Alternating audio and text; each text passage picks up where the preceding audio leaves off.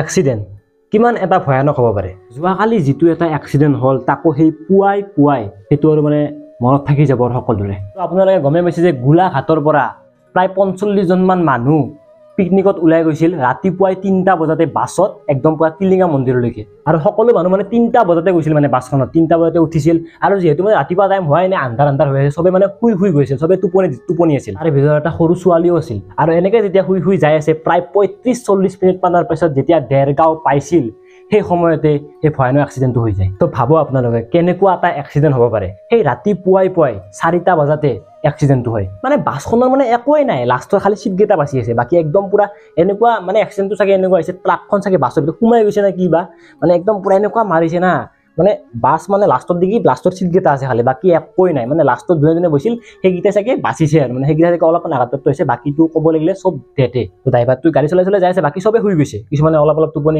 যাই আছিল, ভাবা নাই আৰু যাই আছে বিন্দাছ, যাই ৰাতিপুৱা যাই আহিব। কিন্তু এনেকুৱা যে হ'ব সেইটো কোনোবাই জানো ভাবিছিল? আৰু সেই এক্সিডেণ্টটো হোৱাৰ পিছত সেই ৪৫ জন মানুহৰ ভিতৰত ১২ জন লগালগ খতম, তো ৩০ জন পুৰা আঘাত হৈ গৈছে। মানে সিহঁতক ডাইৰেক্ট মেডিকেল লৈ যোৱা হৈছে। ইমান পুৱাই গৈছে, ৩টা বজাতে গৈছে সিহঁতে, সেই মানে আন্ধাৰ হৈ থকা টাইমতে। আৰু মেইন কথা হ'ল সেই ৰাতিপুৱাই বাছখন যাই আছিল ৭০ কিলোমিটাৰ বেগত।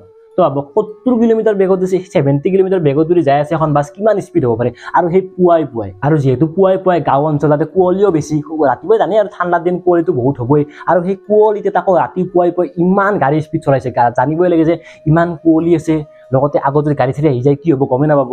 তো সেনেকুৱা স্পীডত, মানে সেনেকুৱা কুঁৱলীতে যে ইমান গাড়ী স্পীড চলিছে, সেইটো কিন্তু এটা ভুল কামো কৰিছে মোৰ মতেদি। কাৰণ চাওক, ৰাতি ৯টা বজাৰ পিছতে আৰু ৰাতিপুৱাই গাড়ীবিলাক কিমান স্পীড যায়, গাড়ী মানে ট্ৰাকবিলাক, এই ট্ৰাক, কয়লা ট্ৰাক হওক, মানে কিবা কিবি অকল ট্ৰাক।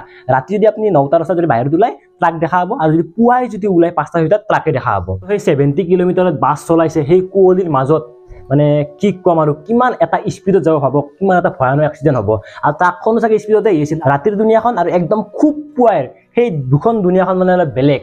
মানে গাড়ীবিলাক মানে বহুত স্পীড যায়, গাড়ী মানে অকল ট্ৰাক কথা কৈছোঁ, ট্ৰাকবিলাক মানে বহুত স্পীড যায়। তো সেই চেগতে এখন ট্ৰাকো আহিছিল চাগে সেইফালৰ পৰা, বাছখনো সেইফালৰ পৰা যাই আছিল। আৰু মেইন কথা হ'ল ৰাস্তাটো মানে ওৱান ৱে আছিল, ভাবক সেই ওৱান ৱেতে ইমান স্পীড গাড়ী চলাইছিল সেই কুঁৱলীৰ মাজত। ট্ৰাকখন এইফালৰ পৰা আহিল, বাছখন এইফালৰ পৰা গ'ল, লাগি গ'ল দুটাই পুৰা, একদম পুৰা। বাছৰটো একো নাইয়ে, বাছৰ খালি লাষ্টৰ চিটকেইটা বাচিছে, আৰু ট্ৰাকখনতো ড্ৰাইভাৰটো লগালগ মৰিছে, আৰু ট্ৰাকখন মানে বাগৰি গৈছে। বাছখন জাগাতে আছে, অলপ খালি চাইড হৈ গৈছে, পুৰা একদম বাছ মানে অৱস্থাই নাই আৰু। আপোনালোকে চাগে দেখা পাইছে। লাষ্টত বহা এজন ল'ৰাক নিউজ চেনেলৰ মানুহ এটা সুধিছিল যে কেনেকুৱা মানে এক্সিডেণ্টটো কেনেকুৱা হৈছিল। আপোনালোকে চাওকচোন ভিডিঅ'টো। একেবাৰে শেষৰ চিটত উদীপ বৰা আছিলে। আমি ইয়াৰ পৰা 3টামান বজাত ওলাই গৈছিলোঁ, গাড়ী 2টামান বজাতে আহিছে, 3টামান বজাত ইয়াৰ পৰা ওলাই গৈছোঁ। কিমান জোৰত হৈছিলে খুন্দাটো? বহুত জোৰত হৈছিলে, একদম ভয়ংকৰ মাৰিছে আৰু। তোমালোকৰ যিখন গাড়ী সেইখন কিমান স্পীডত আছিল? সেইখন 70 মানত আছিলে। 70 মানত। ৰাস্তা যিহেতু খুব ভাল ৰাস্তা আছিল। ভাল ৰাস্তা, 70 ওপৰতে আছিলে। চালকজনে সন্মুখৰ গাড়ীখনৰ পোহৰ নেদেখিলে নে কি হ'ল? তাৰমানে ৰাস্তাটো অলপ কিবা ওৱান ৱে হৈ আছিলে নেকি, ৰাস্তা ওৱান ৱে হৈ আছিল। হয়, গোটেই অকল ড্ৰাইভাৰজনে চলাই গৈছে, চব মানুহ একদম আৰামত শুই গৈ আছিলে, চব টোপনি গৈছে, চব শুই আছিলে। মই যেতিয়া দেখিছোঁ তেতিয়া মই পৰি আছোঁগৈ, মোৰ তলত এজন ডেড বডি এটা আছে, এখন হাত এখন মোৰ গাত ওপৰত পৰি আছে। আমি ওলাব পৰা নাই তেতিয়া, আগফালে গোটেই ভাগি গ'ল। তাৰপৰা ওচৰৰ মানুহবোৰে গোটেই চিঞৰিছে, তেতিয়াই পিছফালে গ্লাছটো ভাঙি আমাক উলিয়াই দিছে। মই ভৰিত দুখ পাইছোঁ, মূৰত দুখ পাইছিলোঁ। মই একদম লাষ্টৰ চিটৰ পৰা একদম গাড়ীখনৰ একদম মাজত পৰিছোঁগৈ। সঁচাকৈ মানে চাওক, ফটো ভিডিঅ' বাদ দিয়ক, ভাবিলেই কেনেকুৱা লাগে যে 12জন মানুহ মৰিছে আৰু তাৰে 11জনক একেলগে জ্বলাইছে। মানে 11জন এখন গাঁৱৰে আছিল। ইয়াত যদি ক'ব যে আপোনালোকে 3টা ভুলে আছে, এটা হ'ল গাড়ী স্পীড চলাইছে, 70 কিলোমিটাৰ গাড়ী চলাইছে সেই পুৱাই, আৰু 2 নম্বৰটো হ'ল সেই পুৱাই কুঁৱলী, ইমান কুঁৱলীৰ মাজত চলাইছে, আৰু 3 নম্বৰটো হ'ল ৰাস্তা হ'ল ওৱান ৱে। সেই ওৱান ৱে ৰাস্তাত ইমান স্পীডত 70 আপত কুঁৱলীৰ মাজত চলাইছে। তো ভাবক এক্সিডেণ্টটো আৰু কিমান ভয়ানক হ'ব পাৰে। ট্ৰাকখনো চাগে কিমান স্পীডত আহিছিল, আৰু ৰাতিপুৱাতো ট্ৰাকবিলাকতো জানেই কিমান স্পীডত আহে। তো সিহঁতো আহি আছিল, দেখা পোৱা নাই চাগে, পুৰা মাৰি দিছে, ট্ৰাকখন বাগৰি গৈছে, বাছৰতো অৱস্থাই নাই। ইয়াৰ আগত এবাৰ এটা এক্সিডেণ্ট হৈছিল জালুকবাৰীত, য'ত মানে 7জন একেলগে মৰিছিল এক্সিডেণ্ট হৈ কেনে, আৰু এইবাৰ 12জন একেলগে মৰিছে, আৰু কিমান আঘাত হৈছে ভাবক। মানে বছৰটো মাত্ৰ আৰম্ভ হৈছিলে, আৰম্ভ হোৱাৰ লগে লগে এনেকুৱা এটা ঘটনা। আচলতে চাওক, বছৰ বুলি কথা নাই, অকল সংখ্যাটোৱে চেঞ্জ হৈছে, বাকী একো চেঞ্জ হোৱা নাই। আৰু দেশৰ প্ৰধানমন্ত্ৰী নৰেন্দ্ৰ মোদী ডাঙৰীয়াই শোক প্ৰকাশ কৰিছে। তেওঁ টুইট কৰি কৈছে যে যিসকলে মৃত হৈছে তেওঁলোকক 2 লাখ টকাকৈ দিয়া হ'ব, আৰু যিসকলে আহত হৈছে তেওঁলোকক 50,000 টকাকৈ দিয়া হ'ব। আৰু নতুনকৈ এতিয়া SOP ওলাল। মানে এটা কথা, যেতিয়া মানে কিবা এটা হয়, কিবা ডাঙৰ এটা ঘটনা হয়, তেতিয়াহে মানে SOPখন ওলায়। 11খনকৈ চিতা জ্বলিছে, তাৰ ওপৰত আৰু কি ডাঙৰ কথা হ'ব পাৰে। মানে কিছুমান এনেকুৱা হৈছে, ফেমিলিয়ে খতম, মানে জ্বলাবৰ কাৰণে মানুহ নাই।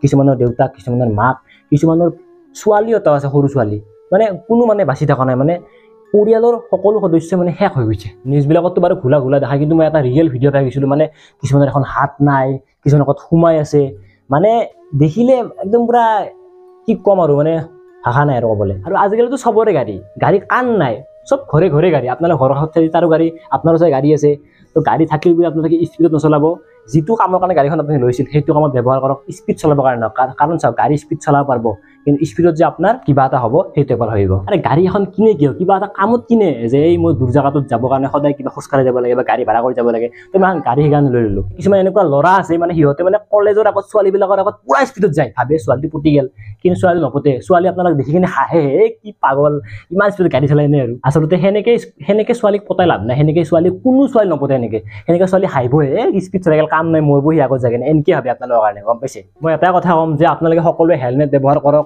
আৰু যিয়ে ডাঙৰ গাড়ী মানে চলাই সিহঁতে যাতে ছিট বেল্ট ব্যৱহাৰ কৰক চাওক মানে আপোনাৰ ক'ত কেতিয়া কি হৈ যায় আপুনিতো গম নাপায় তো হেলমেটটো বা ছিট বেল্ট মাৰি লওক কি ঠিক আপোনাৰ এক্সিডেণ্ট হ'ল হেলমেটটো লৈ থকাৰ কাৰণে আপুনি বাচি গ'ল তো সেইটো এটা বহুত ডাঙৰ কথা তো আপোনালোকে হেলমেট আৰু ছিট বেল্ট সদায় ব্যৱহাৰ কৰিব ভাবক সিহঁতে পিকনিক যাই আছিল তাকো মন্দিৰত গ'ল হয় টিলিঙা মন্দিৰত গ'ল হয় মন্দিৰত যাওঁতে যদি এনেকুৱা এটা ঘটনা হয় তো কিমান দুৰ্ভাগ্যজনক হ'ব পাৰে কিছুমানতো এনেকুৱা হৈছে যে দেউতাক ইফালে মৰি গৈছে আৰু সেইফালে ফেমিলি মেডিকেলত ভাবক সৎকাৰ কৰিবলৈ মানুহ কেনেকুৱা এটা চিটুৱেশ্যন হ'ব পাৰে যোৱাকালি আমাৰ ইয়াতে এটা এক্সিডেণ্ট হৈছে মানে এটা মাইকী মানুহ মানে কামৰ পৰা আহিছিল নেকি ৰাস্তা পাৰ হওঁতে ডাইৰেক্ট স্পট ডেড গাড়ী এখনে মাৰি দিছে স্কৰপিঅ মাৰি দিছে চেছ মানে কালিৰ দিনটো মানে 3 জানুৱাৰীতে মানে সকলোৰে মনত থাকি যাব আৰু ভগৱানকনো কি বিশ্বাস কৰিম হ'লেও এটাই কথা ক'ম যে আৰু এনেকুৱা ঘটনা যাতে দুনাই নহয় কেতিয়াও যাতে এনেকুৱা আৰু ঘটনা দেখিব নাপাওঁ শুনা নাপাওঁ তো মইনো কি ক'ব পাৰিম এটাই কথা ক'ম যে সেই আত্মাই যাতে চিৰশান্তি লাভ কৰক